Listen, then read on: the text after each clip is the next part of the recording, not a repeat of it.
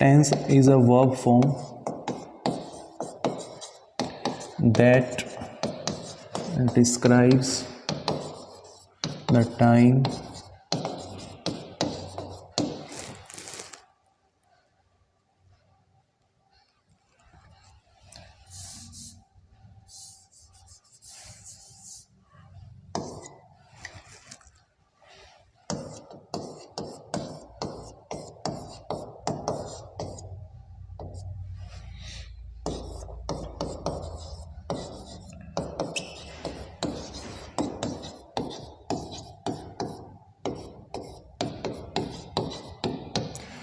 Tense एक verb की form होती है जो डिस्क्राइब करती है किसी एक्शन का टाइम।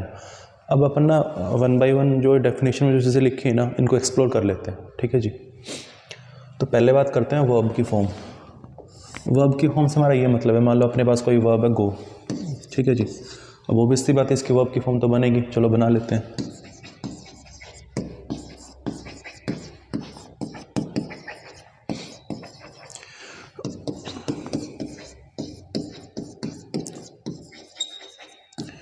जी गो है फर्स्ट फॉर्म, और फर्स्ट फॉर्म को हम बेस फॉर्म भी कहते हैं, ठीक है। वो हर वर्ब की बेस फॉर्म और फर्स्ट फॉर्म सेम ही होती है आपकी, ठीक है, एक आध को छोड़ के। सेकंड फॉर्म वेंट है आपकी, थर्ड गो है, फोर्थ गोइंग है, ठीक है। आप इसको ये भी कह सकते हो वर्ब की पहली फॉर्म प्लस आईएनजी, या आप इसको फोर्थ फॉर्म कहो अपनी सहूलियत के हिसाब से, ठीक है जी। अगली है गोज, इसको फिफ्थ फॉर्म कहते हैं, या आप कहो वर्ब की पहली फॉर्म प्लस एस और ईएस, ठीक है। तो इसमें लिखा है ना tense is a verb form, तो वर्ब फॉर्म से हमारा ये मतलब है इनमें से कोई भी आपकी वर्ब की फॉर्म हो सकती है, ठीक है जी। जानकारी के लिए बता दूं, ये वाली जो आपकी फॉर्म है ना बेस फॉर्म, ये होती है आपकी प्लूरल, ठीक है जी। और जो ये एसओएस वाली फॉर्म है ये होती है आपकी सिंगुलर। मतलब ऐसा होता है अगर हम कुछ नाउन में ऐड करें ना, नाउन में हम कुछ भी ऐड करें, जैसे आपने कहा मान लो बॉय बॉयज़, ठीक है, तो नाउन में अपन कुछ ऐड करते हैं तो नाउन बन जाता है जी प्लूरल, डन। अगर आप कुछ वर्ब में ऐड करें तो वर्ब बन जाती है सिंगुलर। इतनी बात क्लियर। तो tense is a verb form, verb की फॉर्म से हमारा ये मतलब है जी, ठीक है। उसके बाद डिस्क्राइब्स टाइम। अब टाइम से हमारा ये मतलब है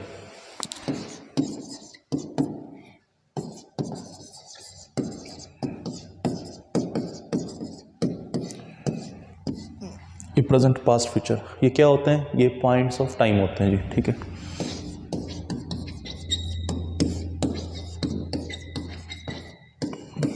points of time, present past future, इनका मीनिंग आपको पता ही है। जो गोइंग है ऑन गोइंग है वो प्रेजेंट हो गया, जो पीछे चला गया वो पास्ट है, जो आने वाला है वो फ्यूचर, डन। और जनरली हम क्या करते हैं, जब कोई हमसे पूछता है ना टेंस क्या है, तो हम बता देते हैं प्रेजेंट है, पास्ट है, वो आपका टाइम होता है, ठीक है। टेंस आपका ये होता है indefinite, continuous, perfect, perfect continuous, ये आपके टेंस होते हैं, ठीक है जी। उसके बाद है एक्शन।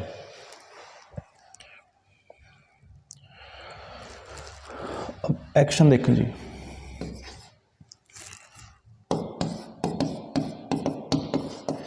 बेसिकली हम कोई भी काम करते हैं ना, बेसिकली कोई भी काम करते हैं वो दो स्टेजेस में हो सकता है, या तो कंप्लीट या फिर इनकम्प्लीट। जैसे अपन अभी टेंस पढ़ रहे हैं, ठीक है, तो टेंस अपन ने कंप्लीट तो नहीं किया है लेकिन हम स्टार्ट कर चुके हैं, ठीक है। या आप यूँ समझ के चलना,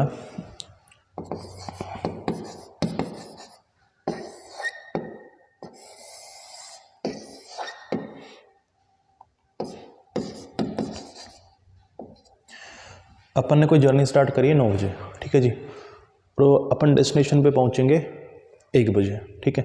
तो जैसे ही अपन इस पॉइंट पे होंगे ना, इस पॉइंट पे, तो अपना एक्शन क्या होगा, कंप्लीट। और इस पॉइंट से अपन एक्शन क्या किया है, स्टार्ट, ठीक है।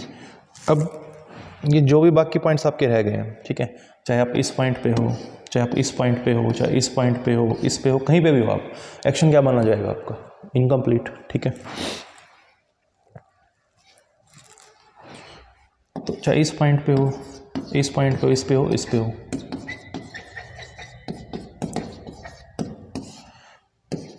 डन। तो एक बार फिर बात कर लेते हैं, टेंस एक वर्ब की फॉर्म होती है, वर्ब की फॉर्म से हमारा मतलब है फॉर्म है आपकी गो, वेंट, गोन, गोइंग और गोज। ये वाली जो फॉर्म है इसको फिफ्थ फॉर्म कहते हैं, ये आपकी सिंगुलर होती है इंग्लिश में। अगर वर्ब में हम कुछ ऐड करें ना तो वर्ब सिंगुलर बन जाती है। नाउन में जस्ट उल्टा होता है, नाउन में कुछ ऐड करोगे नाउन बन जाएगा प्लूरल, इसका ध्यान रखना। आगे जो टाइम, टाइम से हमारा मतलब है पॉइंट्स ऑफ टाइम ये होते हैं प्रेजेंट, पास्ट, फ्यूचर, ठीक है जी। उसके बाद एक्शन, वर्ब की फॉर्म जो डिस्क्राइब करते हैं किसी एक्शन का टाइम, ठीक है। अब जो एक्शन है ना अपना, एक्शन कोई भी एक्शन बेसिकली दो स्टेज में होते हैं, पहला कंप्लीट, दूसरा इनकम्प्लीट। एग्जाम्पल हमारा रहा ये, जैसे मान लो अपन ने 9 बजे कोई काम स्टार्ट किया, ठीक है जी, या हमने जर्नी स्टार्ट करी कोई भी और वो ख़त्म होनी है 1 बजे, तो 1 बजे जैसे ही हम इस पॉइंट पे पहुंचेंगे ना, तो अपनी जर्नी या कोई भी अपना वर्क है, कोई भी एक्शन है, कोई भी टास्क है, क्या हो जाएगी, कंप्लीट। और इन बाकी जो ये रेड वाले हैं, येलो वाले हैं आपके, इन पे क्या रहेंगे हम, इनकम्प्लीट। और यहाँ पे आपने स्टार्ट करा है, ठीक है।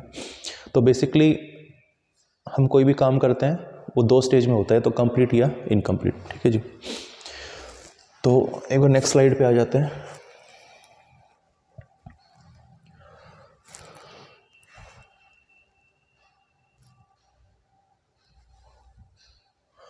ठीक है, जब हम एक्शन की बात कर रहे थे,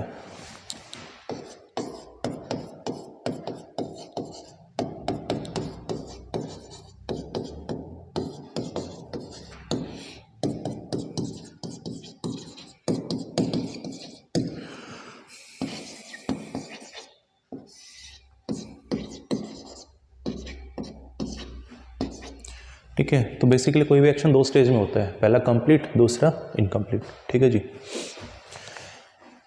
तो ध्यान रखना,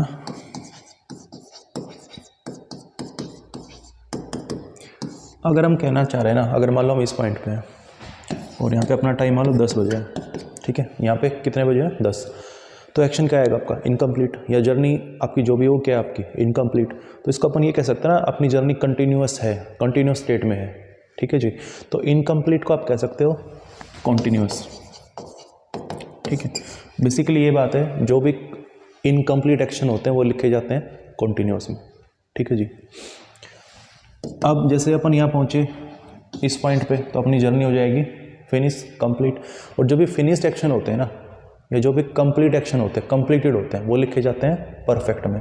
देखो परफेक्ट का मतलब एक ये भी होता है, परफेक्ट का मतलब होता है हैविंग नो फॉल्ट, कोई कमी ना हो, और एक परफेक्ट का मतलब होता है कंप्लीट, ठीक है जी। तो हम उसकी बात कर रहे हैं यहाँ पे।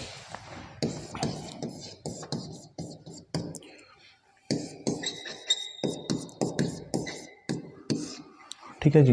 तो जो कंप्लीट एक्शन होते हैं वो लिखे जाते हैं परफेक्ट में, और जो इनकम्प्लीट एक्शन होते हैं वो लिखे जाते हैं कॉन्टिन्यूअस में। डन।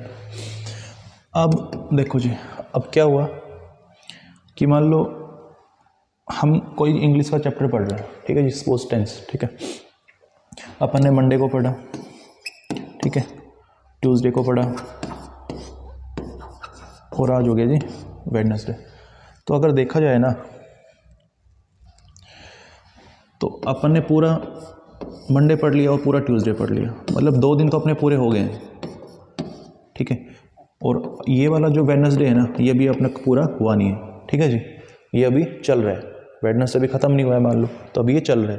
तो जो 2 दिन पूरे हो गए, अब कंप्लीट एक्शन हो गया अपना 2 दिन, हमने 2 दिन पूरे कर दिए हैं, ठीक है। अब जो कंप्लीट हो गया है ना, कंप्लीट को किस में लिखते हैं, परफेक्ट में, ठीक है। 2 दिन तो पूरे हो ही गए ना। अब ये क्या है, चालू है, चालू का मतलब अभी ख़त्म नहीं हुआ है, इनकम्प्लीट है। और जो इनकम्प्लीट एक्शन होते हैं वो किस में लिखे जाते हैं, कॉन्टिन्यूअस में, ठीक है जी। तो बेसिकली है क्या, जो आपका कंप्लीट और इनकम्प्लीट का कॉम्बिनेशन है ना, वो बनाता है परफेक्ट कॉन्टिन्यूअस, क्योंकि हमें पता है कंप्लीट का मतलब परफेक्ट होता है और इनकम्प्लीट का मतलब कॉन्टिन्यूअस। अब हम दोनों को मिला दोगे आप, कंप्लीट प्लस इनकम्प्लीट, तो क्या बन जाएगा, परफेक्ट कॉन्टिन्यूअस, ठीक है जी।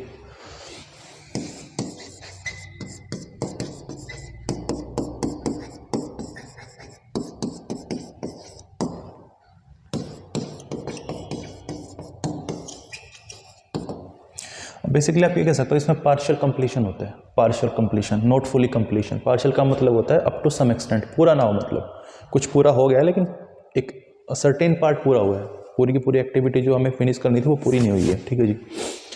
तो हम कहीं ना इन्हीं से जुड़े हैं अभी तक भी, कंप्लीट और इनकम्प्लीट से, ठीक है जी।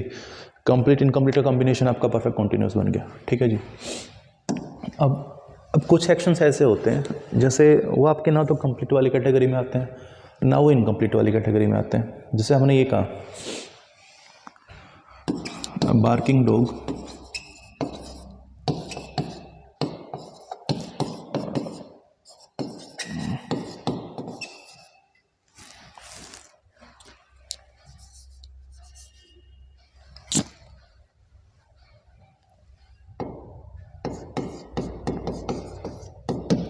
ए बार्किंग डॉग सेल्डम बाइट्स, ठीक है। मतलब इसका मतलब क्या है कि भौंकने वाले कुत्ते काटते नहीं हैं। इसका मतलब ये हुआ कि जो लोग ज़्यादा क्लेम करते हैं ना, बोलते ज़्यादा हैं, उनके रिजल्ट इतने अच्छे नहीं होते, ठीक है। क्लियर इतनी बात। तो आप इसको किस कैटेगरी में रखोगे? ना तो आप इसको कंप्लीट में रख पाओगे, ठीक है, ना तो फिलहाल ये काम हो रहा है जो हम कह रहे हैं ना बार्किंग डॉग, ठीक है, तो ना तो अभी ऐसा कुछ होने लग रहा है फिलहाल, ठीक है, और ना अभी ऐसा है कि वो ऑन गोइंग है, बीच में है कोई काम अपना, ठीक है जी। ये आपकी क्या है? प्रोवर्ब है, ठीक है। जो आपकी प्रोवर्ब्स होती हैं, ठीक है, मतलब बात ये है कि आप इसको ना कंप्लीट में रख पाओगे ना इनकम्प्लीट में रख पाओगे। अब हम ये कह रहे हैं कि एक्शन हमारा कंप्लीट है तो ये डेफिनेट है, हमें निश्चित है इस चीज़ को लेके, ठीक है। हमने कहा इनकम्प्लीट है, ये भी निश्चित है कि हमें पता है एक्चुअली स्टेटस क्या है हमारे एक्टिविटी का या हमारे कोई भी टास्क है, जॉब है, जो भी है, ठीक है जी। अब जब हमें यही ना पता हो कि स्टेटस क्या है, कंप्लीट है इनकम्प्लीट है, तो हम डेफिनेट तो नहीं हो सकते उस चीज़ को लेके, उसके स्टेटस को लेके एक्चुअली, ठीक है। तो जिसको लेके हम डेफिनेट नहीं होते ना, वो आ जाता है इनडेफिनेट वाली कैटेगरी में, ठीक है जी। तो इनडेफिनेट में वो एक्शन लिखे जाते हैं आपके, पहली बात जो फैक्ट्स हैं वो साइंटिफिक हो या जियोग्राफिकल फैक्ट हो, ठीक है जी। दूसरा प्रोवर्ब्स, क्लियर। तीसरा रूटीन एक्शंस, ठीक है, जैसे आपका रोज नहाना, रोज सोना, रोज उठना, ये कंप्लीट और इनकम्प्लीट की एक्टिविटी से बाहर है, ठीक है जी। तो इसमें कौन कौन से लिखे जाएंगे इनडेफिनेट में?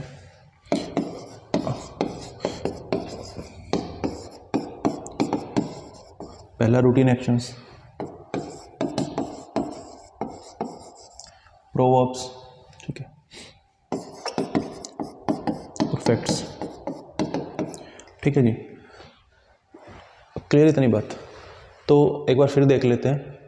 जो एक्शन इनकम्प्लीट होते हैं वो लिखे जाते हैं कॉन्टिन्यूस में, जो एक्शन आपके कंप्लीट होते हैं वो लिखे जाते हैं परफेक्ट में, और कंप्लीट इनकम्प्लीट दोनों होते हैं वो लिखे जाते हैं परफेक्ट कॉन्टिन्यूस में, ठीक है जी। जो रूटीन एक्शंस हो गए आपके, प्रोवर्ब्स हो गई, फैक्ट्स हो गए, वो लिखे जाते हैं इंडेफिनिट में, ठीक है। तो हमारी जो डेफिनेशन थी ना,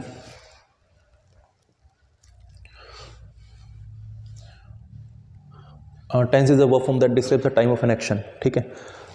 ये वर्ब फॉर्म से हमारा ये मतलब था, ठीक है जी। टाइम अपना हो गया, पॉइंट्स ऑफ टाइम जो भी थे ये, ठीक है। और एक्शन के बारे में हमने पढ़ ही लिया ये वाला, ठीक है जी। तो डेफिनेशन को हमने कंप्लीट कर लिया है। अब जब हम टेंस सीखते हैं ना, वो बेसिकली 2 स्टेज में होता है, ठीक है। डेफिनेशन अपनी एक्सप्लोर होगी है। पहला होता है ये,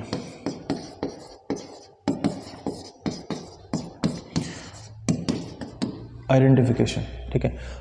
आइडेंटिफिकेशन का मतलब हम कोई भी सेंटेंस लिखते हैं, ठीक है, तो कम से कम ये जान तो पाएँ सेंटेंस कौन से टेंस में लिखा है। मान लो अपने को इसी को देखना है, ठीक है, कम से कम हमें ये तो बताओ कि ये टेंस कौन सा है, उसके बाद ही तो हम करेक्शन कर पाएंगे ना इसमें। मान लो हमने ये गलत लिख दिया और सामने वाले ने कहा उसको फलाने को उस टेंस में लिखो, तो मैं ये तो बताओ ना उस टेंस की पहचान क्या है, ठीक है जी। तो उसके लिए पहले को अपना करना है आइडेंटिफिकेशन, ठीक है, और उसके बाद सेकंड पार्ट है करेक्शन, ठीक है। और जब हम ये कर पाएंगे ना, तो उसके बाद अपन वॉइस और नरेशन, मतलब वॉइस नरेशन का अपना जो बैकग्राउंड है ना बेसिक, वो तैयार हो जाता है सिर्फ इतना करने से टेंस, ठीक है। और ये कर लिया, फिर अपना कंडीशनल है या टेंस है, टेंस रिलेटेड जो भी कोई भी कंसेप्ट है वो सब हो जाते हैं अपने, ठीक है जी। तो अपन मैं कुछ क्वेश्चंस लिखता हूँ, उनमें अपने को आइडेंटिफाई करना है टेंस, ठीक है जी।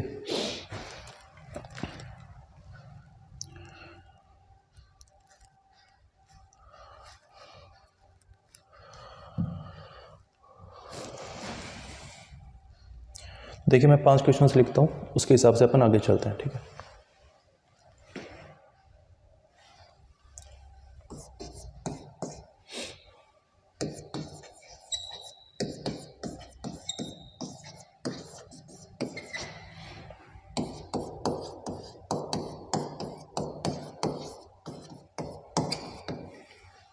They had a few doubts to ask, ठीक।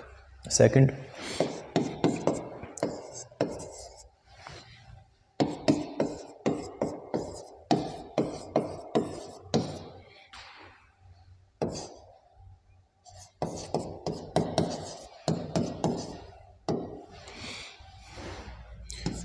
थर्ड,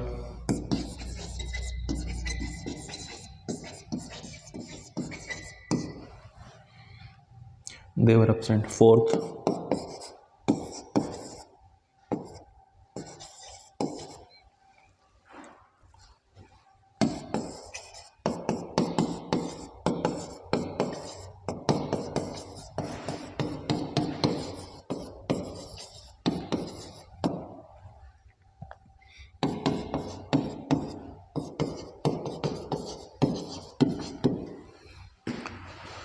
फिफ्थ,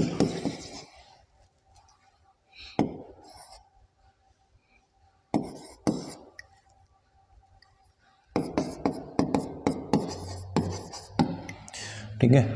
तो आप एक बार कुछ टाइम लो और आप ये बताओ, ये जो सेंटेंस लिखे हैं ना हमने कौन से टेंस में लिखे हैं, ठीक है जी।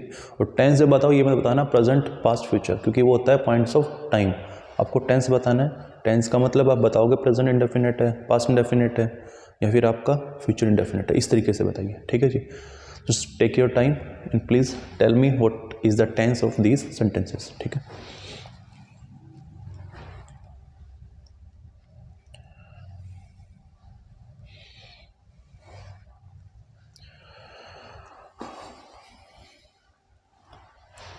हो गया, चलो देखते हैं पहले का। देखो टेंस हम बताते हैं वर्ब की फॉर्म को देख के, ठीक है। जैसे आपने ये लिखा ना, मान लो राम।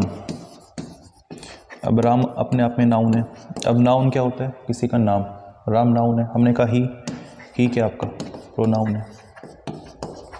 हमने कहा ऑनेस्ट, ऑनेस्ट क्या है? एडजेक्टिव है आपका, ठीक है। लेकिन टेंस के केस में ऐसा नहीं है, ठीक है जी। टेंस में एक वर्ब की फॉर्म ही होती है, जो तो वर्ब की फॉर्म है वही अपना टेंस है, वही आपको खुद बोल के बताएगी कौन से टेंस में है, ठीक है। तो अपने देखो वर्ब्स के कहाँ हैं। इसमें आपकी हेड है, इसमें आपकी हैज़ है, इसमें आपका वर है, हेड है और हिट है, और इसमें एक और रहेगी कोल्ड, ठीक है। तो एक तो हम ये गलती कर देते हैं जनरली, हम जैसे इसको देखेंगे ना, कुछ बच्चे आंसर देंगे ये टेंस है पास्ट परफेक्ट, क्योंकि उनको देख गया हेड इसमें, ठीक है जी। तो देखो पास्ट परफेक्ट की पहचान क्या होती है?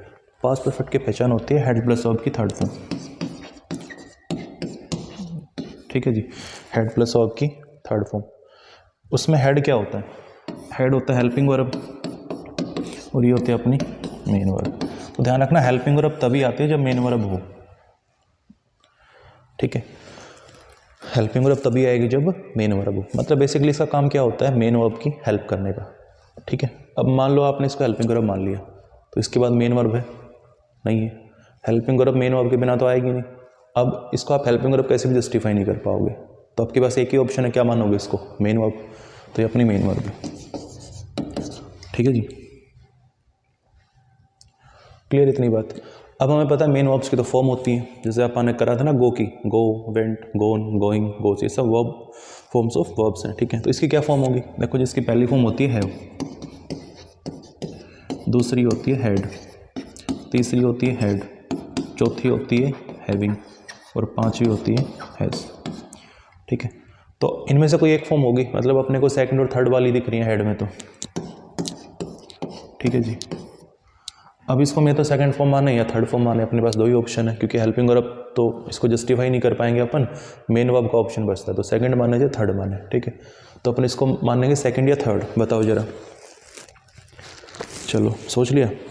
देखो जी, इसको थर्ड फॉर्म तो अपन मान नहीं सकते, क्योंकि इसको थर्ड फॉर्म मानोगे ना तो जो वर्ब की थर्ड फॉर्म होती है वो बिना हेल्पिंग वर्ब के नहीं आती। मतलब इसको हेल्पिंग वर्ब चाहिए, अगर इसको आप थर्ड फॉर्म मानोगे तो इसका मतलब ये थर्ड फॉर्म नहीं हो सकती। फिर कौन सी फॉर्म आपकी? फिर आपकी सेकंड फॉर्म। अब हमें पता है वर्ब की सेकंड फॉर्म ना पास्ट इंडेफिनिट में आते हैं। अपन वो टेबल लिखेंगे, ठीक है, वो लिखने का काम बाद में करेंगे, फिलहाल समझ लो वो टेबल लिखेंगे अपन। तो सेकंड फॉर्म किस में आती है? पास्ट इंडेफिनिट में। तो इसका टेंस क्या हो गया आपका?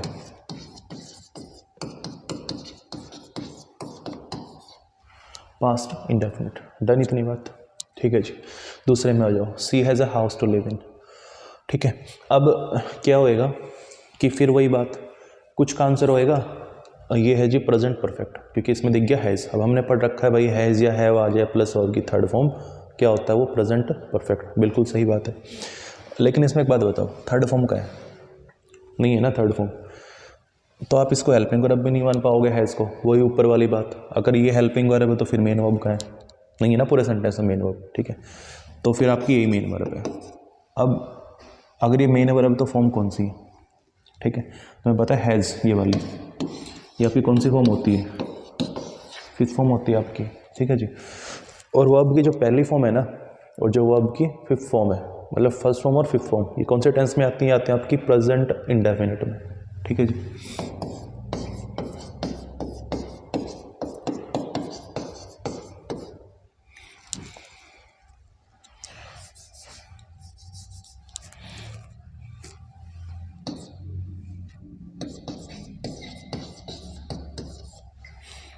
डन, इतनी बात। अब तीसरे पे आ जाते हैं, दे वर एब्सेंट। अब इसको देख के जनरली बच्चों का आंसर क्या होता है, ये है जी पास्ट कॉन्टिन्यूस। बात भी सही है क्योंकि उन्होंने वो जी अवर पढ़ा होता है, लेकिन देखिए बात ऐसी है, वो उसकी पहचान क्या होती है, वो जी अवर प्लस वर्ब की आईएनजी वाली फॉर्म, जिसको हम चौथी फॉर्म कहते हैं, ये वाली, ठीक है जी। फिर वही बात है, अब इसके बाद आईएनजी वाली फॉर्म का है नहीं है, तो आप इसको हेल्पिंग वर्ब जस्टिफाई नहीं कर पाओगे, फिर क्या मानोगे इसको आप, मेन वर्ब, ठीक है जी। अब मेन वर्ब की तो फॉर्म होती है, जैसे आपने इसकी देखी, तो इसकी क्या फॉर्म होती है, देखो जरा। अगर आपको ध्यान हो, थोड़ी देर पहले मैंने बताया था कि जनरली जो बेस फॉर्म होती है ना, वही पहली फॉर्म होती है, ठीक है, जनरली एक आध को छोड़ के, वो ये एक आध में यही है आपकी, ठीक है। बेस फॉर्म बी होती है, पहली फॉर्म आपकी होती है एम आर,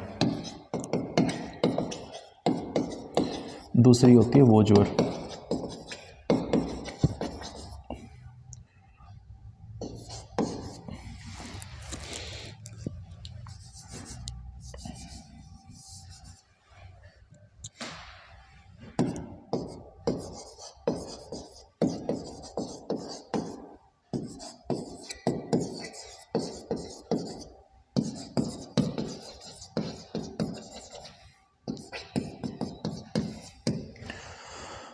पहली होती है एम आर, दूसरी होती है वो जुअर, तीसरी होती है बीन, चौथी होती है बीइंग और पांचवी होती है आपकी इज। तो देखो सेकंड फॉर्म आ गई आपकी वो जी अवर, ठीक है जी। अब सेकंड फॉर्म हमें पता है किस में आती है, पास्ट इंडेफिनिट में, क्योंकि ये भी सेकंड फॉर्म थी ना आपकी, डन, इतनी बात। तो इसका टेंस कौन सा है, पास्ट इंडेफिनिट। ये पहली फॉर्म थी, सॉरी ये सेकंड फॉर्म थी, ये फिफ्थ फॉर्म थी, और ये आपकी सेकंड फॉर्म है, तो क्या आएगा, पास्ट इंडेफिनिट, डन, इतनी बात। आगे देखो जी, she had completed the project before the boss called her, ठीक है। अब इसमें एक आपका ये क्लोज हो गया, क्लोज के बारे में पढ़ेंगे फर्दर क्लासेज में, क्लोज क्या होता है, ठीक है, सारे पढ़ेंगे धीरे धीरे। एक ये क्लोज हो गया आपका, ये आपका कंजक्शन है, ठीक है। तो इसमें दो क्लोजेस हैं, दोनों का टेंस हो सकता है, दोनों का सेम हो सकता है, दोनों का डिफरेंट हो, एक बार इसको देख लेते हैं। अब इसमें देखो, एक आपकी वर्ब की फॉर्म ये है, एक ये है, तो हमेशा पहले वाली हेल्पिंग वर्ब होती है, उसके बाद आपकी मेन वर्ब लिखी जाती है, ये तो आप जानते ही हो। हेड प्लस वर्ब की थर्ड फॉर्म पास्ट परफेक्ट, तो इसका जो टेंस है ना वो तो हो गया पास्ट परफेक्ट इस क्लोज का। और आगे हमें लिखा है अपना क्या, कोल्ड, सेकंड फॉर्म है। सेकंड फॉर्म किस में आती है, पास्ट इंडेफिनिट में, हम पढ़ चुके हैं कई बार, डन, इतनी बात, ठीक है जी। अब ये लास्ट है क्या, सी हिट हिम। अब ये हिट ना, हिट का सीन क्या है कि जो हिट आपकी वर्ब की फॉर्म है ना, इसकी पहली फॉर्म भी यही होती है, इसकी दूसरी भी यही होती है, और इसकी तीसरी भी यही होती है, मतलब हिट की तीनों फॉर्म सेम होती हैं, बात कुल मिला के ये है आपकी, ठीक है। तो इसको कौन सी माने, देखो जी थर्ड फॉर्म नहीं हो सकती, क्यों नहीं हो सकती, वर्ब की थर्ड फॉर्म बिना हेल्पिंग वर्ब के नहीं आती, डन, इतनी बात, थर्ड फॉर्म तो नहीं हो सकती, ठीक है। अब ये फर्स्ट फॉर्म हो सकती है, नहीं हो सकती है, देखते हैं। देखो अगर ये फर्स्ट फॉर्म होती ना, तो सी आपका सब्जेक्ट है, और जो सब्जेक्ट है ना वो डिसाइड करता है वर्ब कैसे आएगी। तो अगर आपका सब्जेक्ट थर्ड पर्सन हो, थर्ड पर्सन का मतलब ही, सी और इट, इनमें से कोई एक हो, ठीक है, तो आपकी वर्ब आती है सिंगुलर, और सिंगुलर फॉर्म वो होती है जब उसमें एस और एस लिखा हो। अगर आपको ध्यान नहीं है, जैसे आपने ये पढ़ा था ना,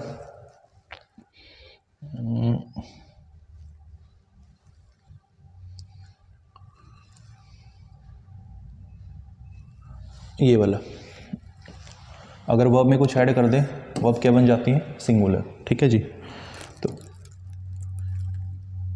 तो अगर अपना सब्जेक्ट सिंगुलर है तो वर्ब सिंगुलर होनी चाहिए, लेकिन नहीं है, ठीक है जी। तो इसका मतलब आप इसको पहली फॉर्म भी नहीं मान सकते, ठीक है जी। बचा ऑप्शन अपने पास कौन सा, सेकंड फॉर्म मानने का। अब अपन ने अगर इसको सेकंड फॉर्म माना, तो सेकंड फॉर्म किस में आती है, पास्ट इंडेफिनिट में, ठीक है। तो अपना जो आइडेंटिफिकेशन वाला प्रोसेस है ना, ऑलमोस्ट कंप्लीट हो गया है, सिवाय वो टेबल लिखने के, ठीक है जी। वो टेबल लिखने के बाद अपना आइडेंटिफिकेशन ओवर, ठीक है। और उसके बाद अपना वॉइस और नरेशन का भी जो बेसिक जो होता है वो कंप्लीट हो सकता है आपका, ठीक है, वो एक बार करने के बाद, ठीक है जी। तो आज के लिए इतना ही, थैंक यू।